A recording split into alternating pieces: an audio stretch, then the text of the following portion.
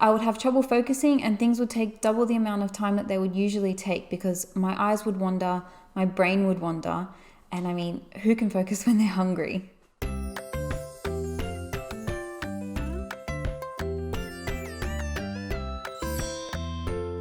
Hi everyone and welcome back to my channel. Today I'm going to be talking to you guys about my top time management tips and how I can be so organized.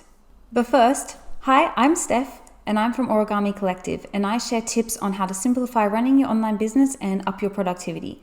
So if there are two things that you think you might need help with, make sure you hit subscribe below. When I first started my business, I had no idea what time management was. I was always all over the place, I was forgetting things, and I just felt like I never had any time. After a few years running my online business from home, I've picked up some time management tips that are surprisingly useful, and they're not what you might think they are. These tips have not only helped me manage my time better, but also avoid overwhelm and overloading myself and keeping running my online business simple, which is what I'm all about. If you're an online business owner, there's no one paying you a salary, there's no one paying you while you take a sneaky scroll through social media or take that extra long toilet break. And working from home, it's so easy to get distracted by Netflix or the housework or whatever it is that you distract yourself from doing when you should be working. Every minute counts, and you may not have the funds to outsource at the moment, so you're doing it all on your own. There's no team member to pick up the slack if you don't do something that you are supposed to be doing. Managing your time is so important so that you can make the most out of the short hours of your day, produce your best work, and avoid burning yourself out. So, tip number 1, focus on one thing at a time. I know it sounds counterintuitive because you've got so much to do. If you do more than one thing at once, you can get more done, right? Not necessarily. Think about how you're trying to feel when you're trying to do so many things at once. Are you stressed out? Are you doing your best work? Are you focused? Probably not. You may find that because you're doing 2-3 things at a time, you're sort of not really getting any of those things done. But if you focus on one thing at a time, and I mean laser focus, no scrolling on social media, you'll be able to get that done quicker and better. I find that when I am focusing on one thing at a time and I've removed all other distractions, I'm producing my best work in the quickest amount of time possible. So my tip is pick one thing that you want to focus on for the week or maybe for that day and just do that. If you're in the headspace of writing blog posts, write blog posts for the week, social media posts. On the first Monday of every month, I create all my social media posts for that month. And I get a lot done that day because I block out all other distractions and I'm completely focused on getting those social media posts done. So when you sit back at your desk next, I want you to pick one task that you're going to focus on, remove all other distractions, close those social media windows, put your phone on silent, and see how long it takes you to get that task done when you're completely focused on that one task. Tip number 2, take an hour lunch break. Have you ever been sitting at your computer working, looked up at the clock, realized it's 3 p.m. and you hadn't even had lunch yet? I have. I would power through work all day, and although I was seemingly getting things done, my work was not the best that it could be. I was exhausted and burning myself out. I would have trouble focusing and things would take double the amount of time that they would usually take because my eyes would wander, my brain would wander, and I mean, who can focus when they're hungry? So I told myself that I would start making sure that I took a lunch break, an hour lunch break. Because really, 30 minutes, is that long enough to eat lunch, reset your brain, and refresh? Not really. So what I like to do is I start my hour lunch break with a 30-minute walk outside.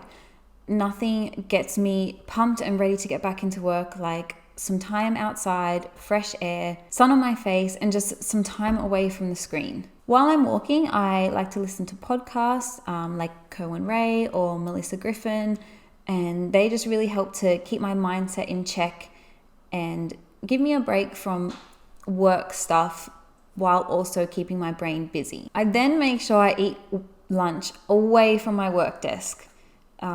Eating lunch at your work desk does not count as a lunch break because I know as soon as I sit down at my desk and I start picking up my lunch, I'm going to start scrolling and my brain is still going to be in work mode and not giving it a chance to rest I'm not giving my brain a chance to refresh. I need to be away from my desk. And then after I've spent an hour away from my desk, when I sit back down, I find I'm refreshed, I'm focused, and I'm ready to tackle the tasks that I have left for that afternoon. Tip number 3, say no to more things. Working for yourself, it may feel like that you need to say yes to every client, every job, and to every email right away, because saying no to money is crazy, right? And at the same time, you want to keep your customers and clients happy, and you just feel like that you want to help everyone. But what if saying yes to everything means staying up until 2 a.m. and then crawling out of your bed at 8 a.m. and getting back to your desk bleary-eyed, disorientated, and just not ready to start the day? You don't need to say yes to every job if it means that your time is spread so thin that your tasks are not getting the full attention that they deserve. Or worse still, your tasks just aren't getting completed at all because you're so bogged down with everything that you've said yes to. If your plate is already full, it's okay to say no. It's okay to say to clients, hey, I'm fully booked right now, but I can fit you in next month or next week. I promise, the more practice that you get at saying no, you will feel better for it. You'll be able to manage your time better without having to try and squeeze in every single little task. Nothing keeps my stress levels lower more than writing down in my planner tasks that I have to do for next month or next week, rather than adding them straight to my to-do list for that day. Tip number 4, be satisfied with 70% perfect. So last year I redesigned the Origami Collective website, and I'm a little bit embarrassed to say that it took me a year to do. Yes, 1 whole year to redesign my website. I was so stuck on trying to make sure that everything was perfect that I was letting the little details get in the way of me just launching the thing. I just kept getting sidetracked and tweaking and adjusting, and it just got to the point where I had to say, I've got to launch. My need for it to be perfect was holding me back and taking up all of my time. I could have launched it months earlier than I did, and I missed out on potential clients and potential income because of my need for everything to be 100% perfect. So now my focus is making sure my content is good and helps my audience and does what it needs to do. And if it's not perfect, I'm probably the only one anyway who can see all the little imperfections and all the little details that aren't quite right. At the end of the day, as long as I've got my point across and my message across and I'm helping my audience, that's what matters. So you might notice with my YouTube videos, I may stumble a bit. I say quite a lot. But there you go. At the end of the day, I've got my point across and I've been able to share my tips with you all. So keep in mind that 70% perfect to you may actually be 100% perfect to your audience. They don't see the imperfections that you see, and all they can see is the value that you're providing them. And that's it. My 4 top time management tips that I use to get as much done in my short day as I can. If you try any of these tips, let me know down in the comments below. I'd love to hear from you. Or if you have any tips of your own, I'd love to see them in the comments below too. Bye.